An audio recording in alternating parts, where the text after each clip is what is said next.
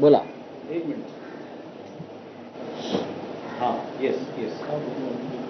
राऊत साहेब, तुम्ही एक मोठी भूमिका जाहीर केली आहे आता समाज माध्यमांवर की हिंदी भाषा सक्तीच्या विरोधात जो मोर्चा निघणार आहे तो एकच मोर्चा असेल, जय महाराष्ट्र असं तुम्ही म्हटलं. तुम्ही हेही त्या ट्विटमध्ये असे केले की दोन भावांचा फोटो दाखवला, दोन भाऊ त्या दिवशी एकत्र पाहायला मिळणार महाराष्ट्राला एका स्टेजवर. महाराष्ट्रामध्ये सध्या शालेय शिक्षणात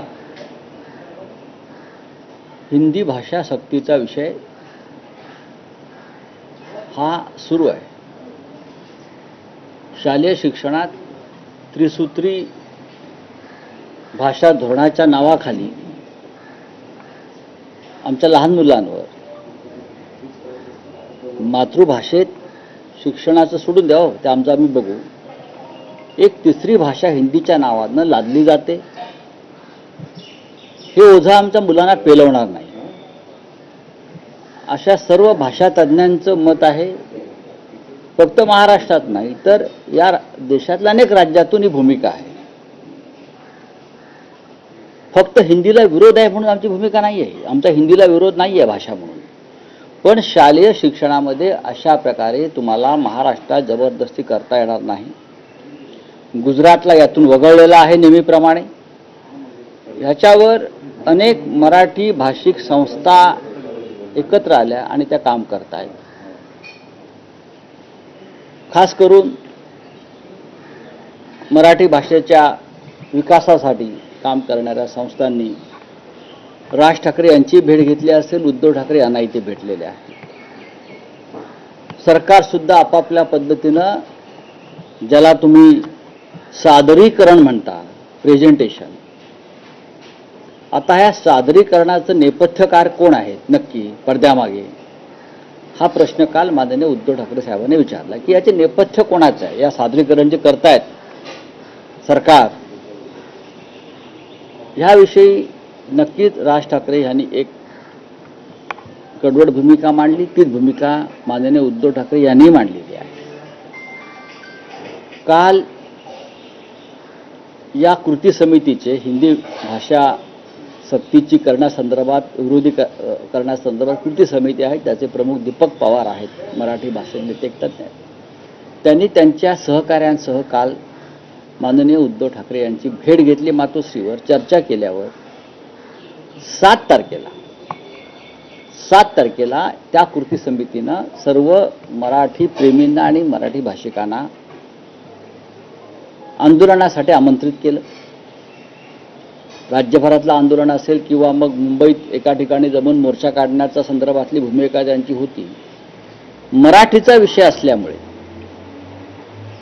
मराठी भाषेवर लादणाऱ्या हिंदी सक्तीचा विषय असल्यामुळे काल तात्काळ पत्रकार परिषद घेऊन शिवसेना पक्षप्रमुख उद्धव ठाकरे यांनी त्या कृती समितीच्या आंदोलनाला पाठिंबा दिला की आम्ही तुमच्याबरोबर आहोत, तुमच्या लढ्याला आमचा पाठिंबा आहे, तुमच्या आंदोलनामध्ये आम्ही सहभागी होऊ 7 तारखेला. हा विषय इथे संपला. मी तिथे उपस्थित होतो. त्याच वेळेला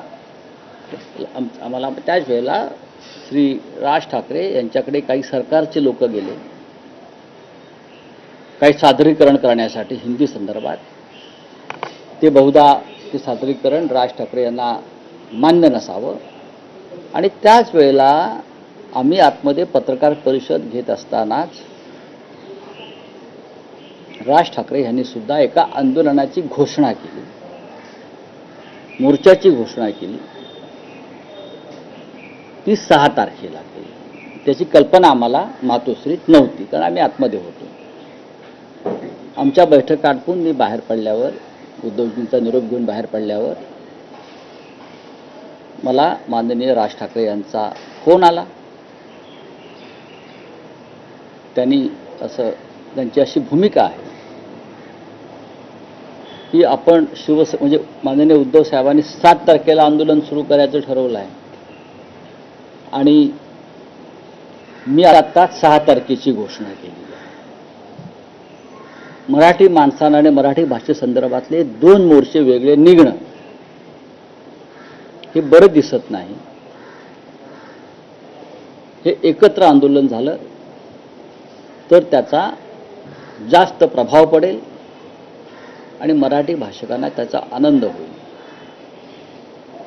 आणि त्या संदर्भात त्यांनी ती भूमिका जी सांगितली, मी म्हटलं ठीक आहे, मी शिवसेना पक्षप्रमुखांशी या विषयावर चर्चा करतो.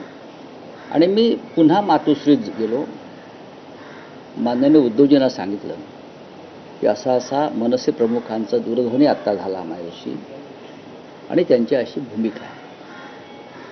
याच्यावरती कोणतेही आडेवेडे न घेता उद्धवजी असं म्हणाले की मराठी माणसाचं ऐक्य दिसणं हे गरजेचं आहे. आपण सगळी मराठी माणसं मराठी भाषेच्या वरील सक्तीविरोधात एकत्र आहोत, ही माझी भूमिका आहे आणि माझ्या मनात वेगळा मोर्चा काढण्याची काहीही तशी भूमिका नाही. आपण अचानक ठरवलेला मोर्चा आहे, पण आपण 7 तारखेची तारीख यासाठी ठरवलेली आहे. 6 तारखेला आषाढी एकादशी आहे, रविवारी, आणि राज्यभरामध्ये आषाढीचा उत्सव असतो, माध्यमांवरती सुद्धा आषाढीचा उत्सव असतो. आपल्या आंदोलनाला मराठी माणसांपर्यंत थोडं पोहोचवणं अडचणीचं जाईल, कारण दिवसभर तुम्ही आषाढीचे कार्यक्रम दाखवणार आहात. तर म्हणून आपण 7 तारखेला घेतलं आहे. एकत्र आपण जर करणार असू तर माझी काही अडचण नाही आहे या संदर्भात. एक तर आपण त्यांच्याशी चर्चा करू,